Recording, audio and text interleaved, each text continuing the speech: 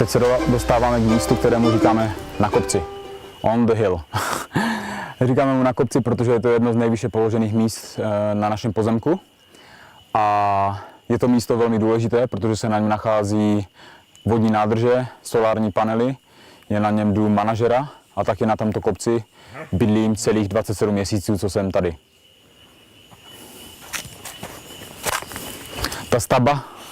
Ta stavba, kterou tady vidíte, tak to je takzvaný Stabhouse, neboli místo, kde bydlí zaměstnanci. Když jsem tady do Templu přijel, tak v něm bydleli dobrovolníci. On je už tak pomalinku na spadnutí, ale vzhledem k tomu, že jsme tragicky vytížení, já teď buduju 5 různých věcí najednou, tak si bude muset tenhle dům počkat na přestavění. Ale cílem je stejně ho úplně totálně zbourat a postavit místo něho 3 až 4 menší, aby lidé měli více soukromí.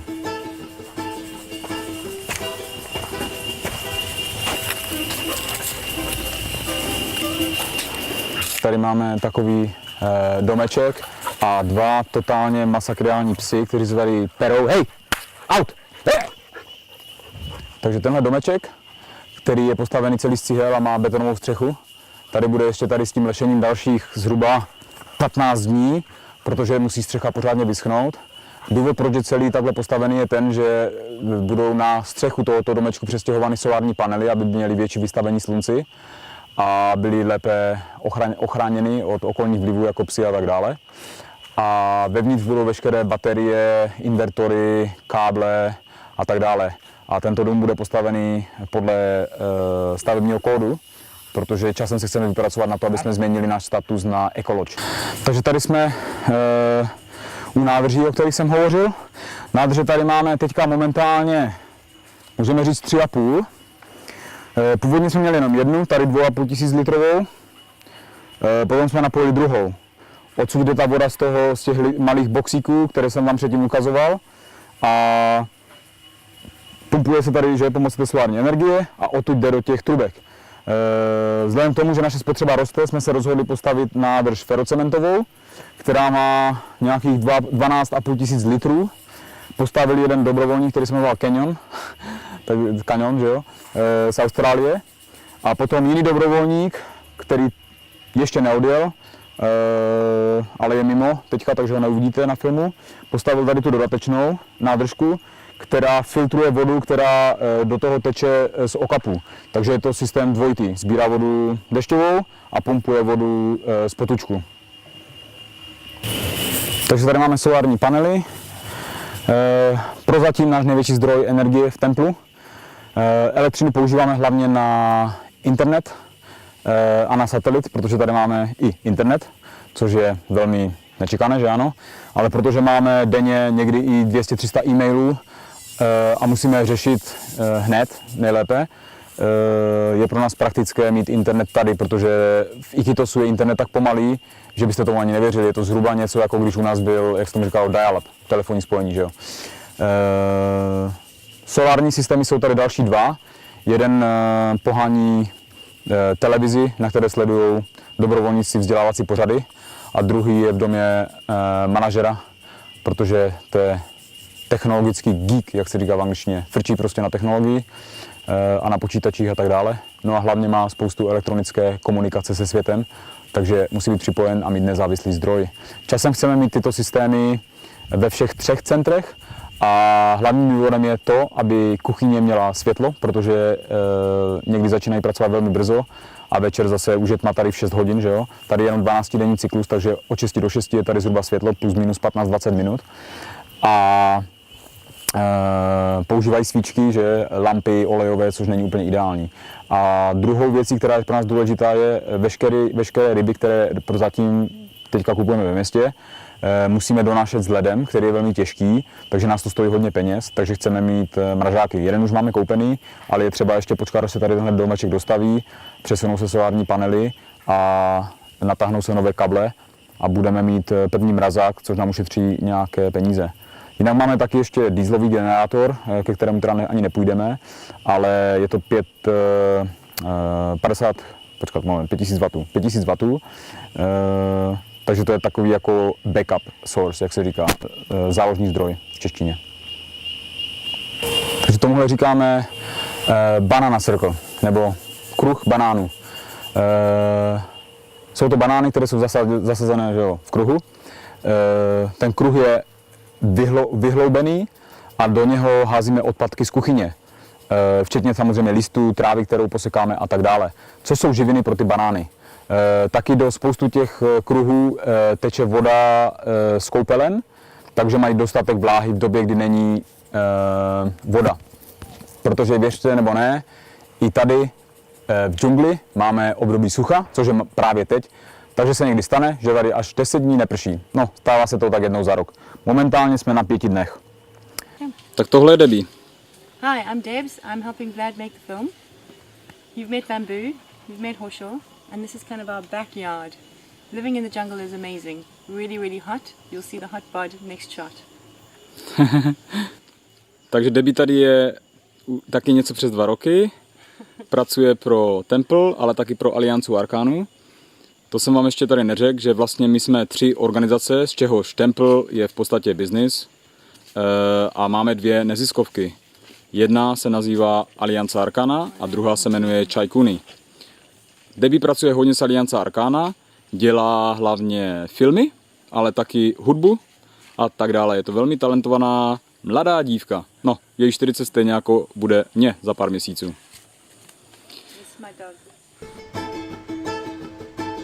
Aliance Arcana má několik různých zaměření.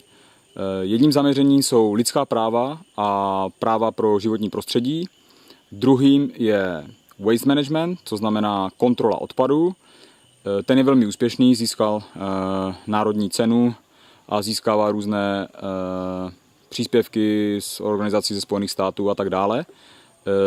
Věnuje se hlavně recyklaci odpadů v komunitách na řece Ucayali nedaleko města Pucallpa, odkud pochází většina našich šamanů. Oni nejsou odsaď. My jsme si je tady, jak se říká, dovezli. Dalším oblastí je vzdělávání. To se rozděluje na... Máme studenty, kteří chodí na vysokou školu a podporujeme v tom, aby na tu vysokou školu mohli chodit. Na té vysoké škole je to jediná vysoká škola v Peru, kde se učí v indigenous neboli v původních jazycích, kromě španělštiny. Učí se tam o své kultuře a tak dále. Takže my se snažíme, aby ta kultura že nezanikla, ani ten jazyk, a proto je podporujeme. Také podporujeme školu, která se věnuje výuce mladých nebo malých, menších dětí. A ta škola také zahrnuje výuku permakultury. K permakultuře se ještě dostaneme.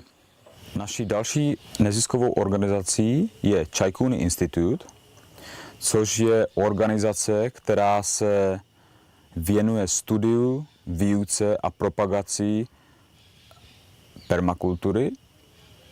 Naším hlavním cílem je podporovat místní komunity, a to především komunity původních obyvatel, a ve spolupráci s nimi nacházet řešení pro problémy týkající se životního prostředí, jako je například těžba dřeva, těžba ropy a tak dále, jež velmi často probíhají na jejich územích. A hlavně také poté se věnovat problémům týkajících se jejich ne zcela valně vyhlížející ekonomické situaci. To znamená řešit problémy chudoby.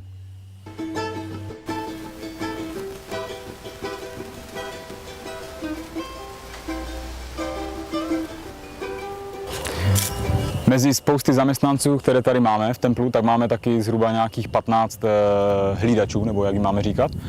A to je jejich šéf v noci. Jmenuje se Fulvio. A tohle je domeček, ve kterém spí ti noční hlídači přes den. Buenas. A tady máme odcházející z práce, protože 12. hodina je neděle. V neděli tady dělají pouze do 12 hodin. To jsou naše, jak se jim říká, no, ženy, co perou prádlo a uklízejí domečky po hostech. Pracují v neděli z toho důvodu, že hosty máme neustále, takže oni samozřejmě mají své dny volna v jiných dnech. Většinou pracují 20-21 dní a potom mají 6 dní až 7 dní volna.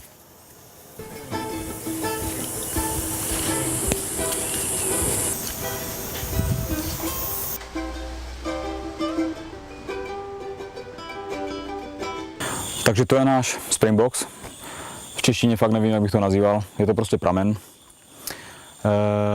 Vyvěrá tady někde. Nevím přesně kde. Práce to byla tragická. Mysleli jsme si, že to bude práce maximálně na 4-5 dní. Nakonec jsme tady ve 4-5 lidech stvrdli 3 týdny. A to z toho důvodu, že ty prameny jdou ze všech různých stran. Takže to, co vypadá jako nic moc tady, je ve skutečnosti spousta práce, protože 4 metry odsaď nahoru je všecko vyložené štěrkem, dole a nahoře. Takže ta voda prochází tím štěrkem a filtruje se do téhle první nádrže, která je taky plná štěrku, hodně fajného štěrku, jako úplně takového mini štěrku.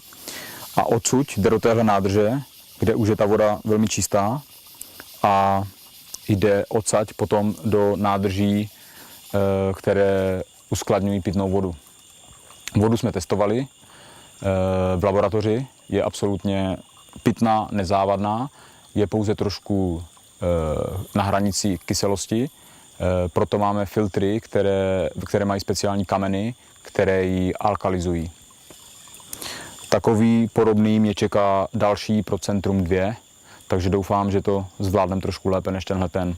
Ale už to funguje rok a předtím jsme tady vodu nosili z Ikitosa, takže jsme ušetřili zhruba $1000 měsíčně tím postavením tady toho.